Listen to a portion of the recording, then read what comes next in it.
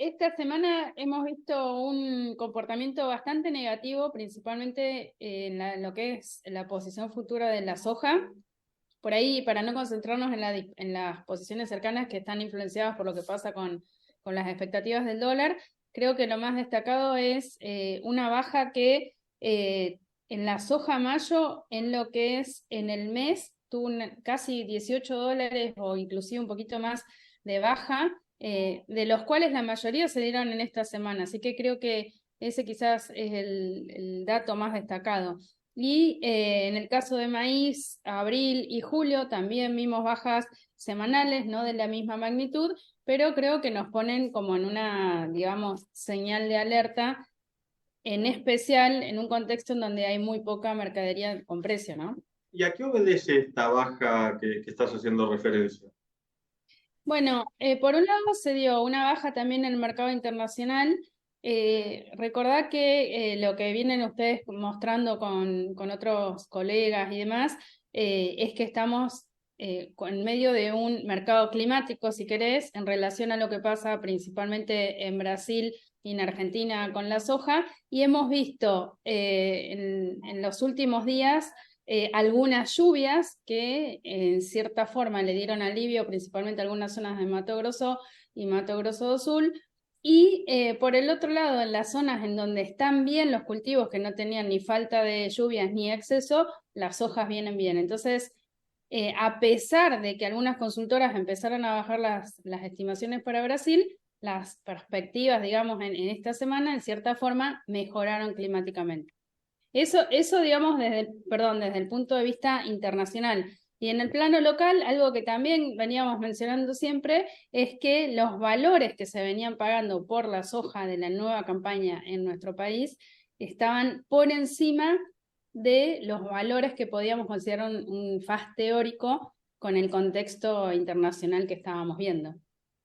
Y en este contexto, y pensando justamente eso, la industria estaba pagando por encima de la capacidad de pago, pero también necesita hacerse de soja porque, primero porque hay poca y segundo porque hay mucha capacidad ociosa en las fábricas. ¿Cómo se encuentran, digamos, estas dos problemáticas? Por un lado, la poca disponibilidad de oferta y por otro lado, la necesidad de la demanda.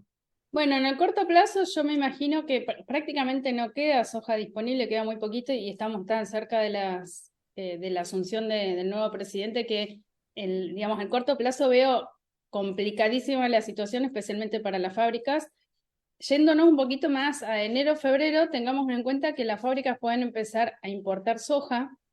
Entonces, esa demanda, si bien no va a generar que trabajen a una capacidad plena, ni muchísimo menos, va a aliviar un poco la situación. Y por el lado de la oferta, creo que también con estas últimas lluvias que estamos viendo y en algunos casos las mejores perspectivas que pueden tener algunos productores, y con la baja que vimos, creo que va a empezar a generar algo de ventas de la nueva campaña. Pensá que solamente hasta el martes pasado había forward que no llegaban ni a 1 millón de toneladas. O sea, es muy poco. O sea, no llegamos ni a un 2% de mercadería con precio de la nueva campaña y en algún momento van a tener que salir a vender los productores. Y además, pensando en la campaña nueva, con el productor, imagino que ya espera un tipo de cambio unificado, por lo menos más alto que el actual, empieza a tener la certeza de que la soja la va a cosechar. ¿Estos son motores para que justamente se generen los negocios? Yo creo que sí, una vez que se asuma que ya tengamos, digamos, de lleno el nuevo presidente y veamos, se pase 1 o 2 semanas y además si siguen llegando buenas lluvias y las expectativas de producción son buenas, creo que ahí se va a empezar a hacer más cantidad de negocios, teniendo en cuenta que justamente si el clima acompaña, estamos hablando de una recomposición de producción muy grande, estaríamos pasando de cerca de 21 o 25 millones de toneladas, según la estimación de soja, a cerca de 50 millones. Y en el caso del maíz, algo similar, pasaríamos a 35 a 55. Toda esa recomposición de producción, en tarde o temprano, hay que comercializarla. Entonces, creo que estamos como ahí en el punto límite para que empecemos a ver más negocios una vez que tengamos este nuevo gobierno. de esa soja nueva que hay que comercializarla. Siempre sabemos además que a cosecha la presión justamente de la mayor oferta genera una baja de precios, la industria va a estar necesitada y va a salir a comprar fuertemente seguramente. Si uno lo separa en ese lugar, ¿es conveniente empezar a planificar ventas hoy y asegurar precios hoy? ¿O es conveniente esperar un poquito más para la soja? Todo depende de la situación de cada uno de los productores. Si de repente hay productores que tienen 0% de un piso asegurado, recordad que ustedes también siempre mencionan, hay alternativas que no quiere decir salir a vender, quizás es parte vender forward, parte cubrirse al alza, parte comprar una opción, un put. Si hay un productor que tiene un 0% de piso asegurado en la nueva campaña, creo que de alguna manera se tiene que sentar, en todo caso esperar a que asuma el nuevo presidente, con su corredor, con su acopio, con su vendedor de insumos y ver de qué manera poner un piso a su expectativa de producción. Porque, como vos decís, en plena cosecha, si estos porcentajes tan bajos de venta se mantienen, en cosecha va a haber necesidad de venta. Entonces, ahí podés tener una presión adicional de precios.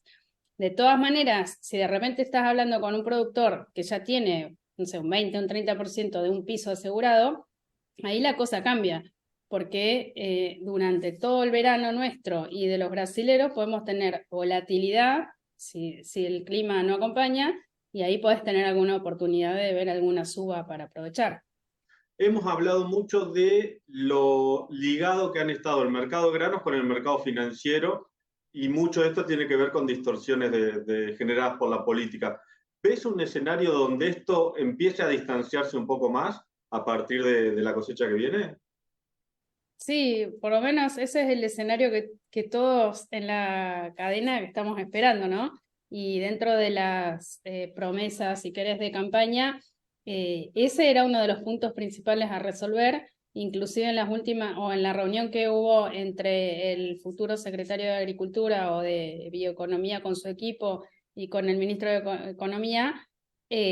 También era, digamos, uno de los puntos básicos era empezar a unificar o sacar todo ese tipo de distorsiones en los mercados, casi como algo principal, porque lo de los derechos de exportación es como que se va, digamos, a ir trasladando para lo que es trigo, maíz y soja durante todo el mandato, pero apuntar a una simplificación del sistema, del tipo de cambio más, es como casi prioritario o algo que se espera que se haga en corto plazo, por lo menos. Te pregunto por trigo, porque estamos cosechando trigo. En las últimas horas hemos escuchado alguna novedad favorable también de la Bolsa de Comercio de Rosario con un incremento de producción. ¿Qué estás viendo en materia de precio? ¿Qué estás viendo en materia de comercialización del cereal?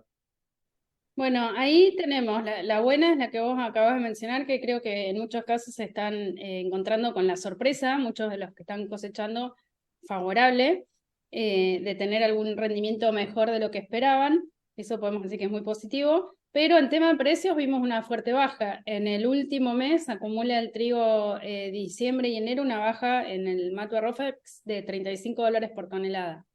Digamos, ahí también se mezcla, igual que en las posiciones más cercanas que vimos en el caso de soja y maíz, digamos, las expectativas de los tipos de cambio más a diciembre, haciendo que cuando lo transformas en pesos por tonelada prácticamente te queda al mismo nivel que tenías antes, pero sí creo que es importante tener en cuenta algo que también veníamos mencionando, que los precios internacionales hoy, los valores FOB a los cuales se puede vender nuestro trigo, generan un precio que está por debajo inclusive que los que estamos viendo ahora en dólares por tonelada, a pesar de la baja. O sea, estamos hablando de valores teóricos de capacidad de pago que en algunos casos no superan los $200. Entonces, creo que eso también lo tiene que tener en cuenta el productor y en especial para quienes saben que sí o sí tienen que vender en cosecha o que tienen que vender en un corto plazo. Digamos, hoy el mercado internacional sigue con un mercado con mucha oferta que hace que los valores internacionales no logren tener una recuperación en el corto plazo.